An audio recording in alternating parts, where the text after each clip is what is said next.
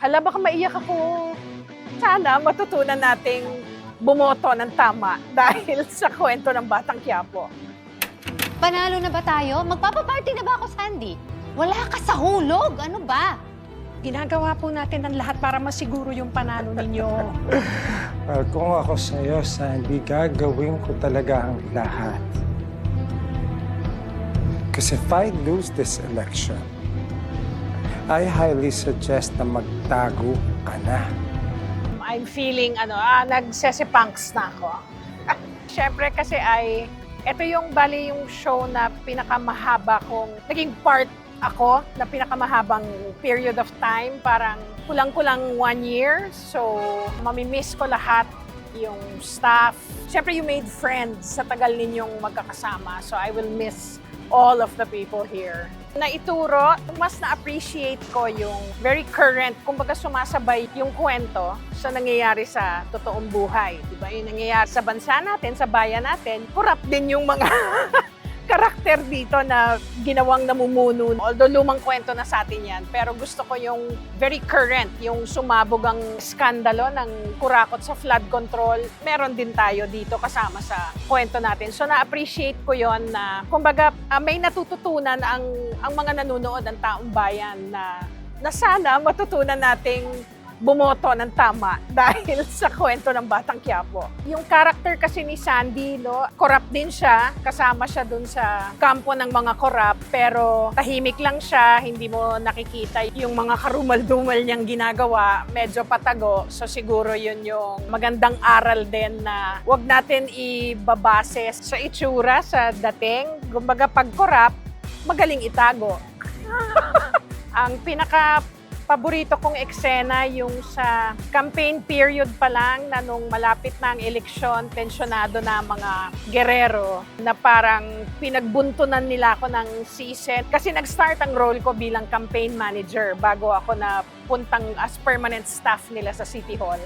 As campaign manager, malapit na ang eleksyon na siyempre tensyonado na ang mga gerero na hindi nila alam kung mananalo sila. Sa akin nila binuntun yung sisi nila.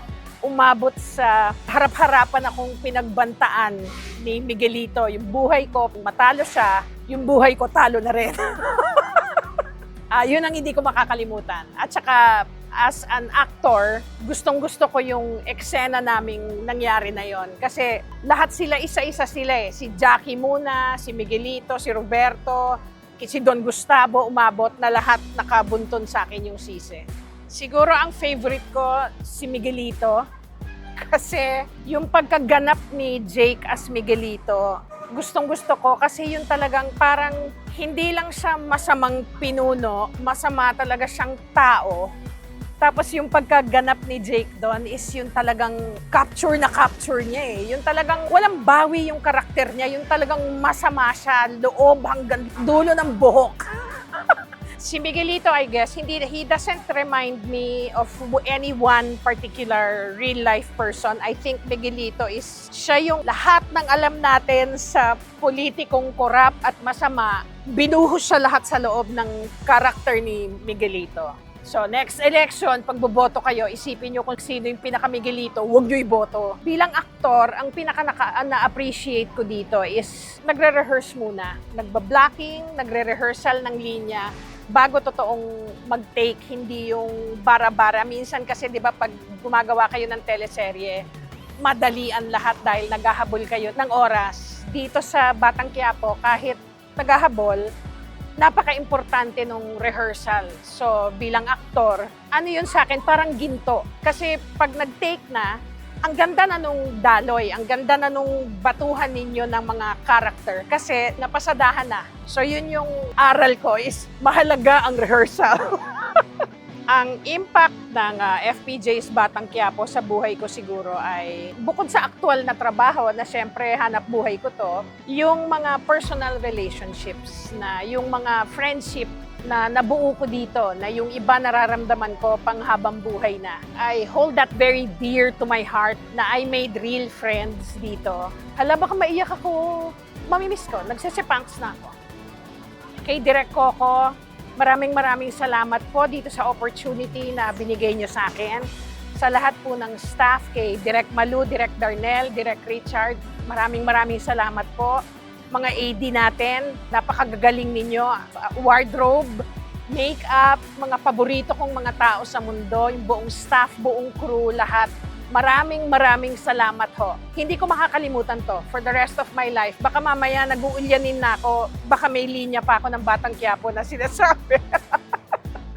Sa mga nanonood po, nakasubaybay sa FPJ's Batang Quiapo, maraming salamat po sa inyong suporta na nanonood kayo, na kahit na lumipat-lipat na ng network, nakasubaybay pa rin kayo. Maraming salamat po sa inyong lahat.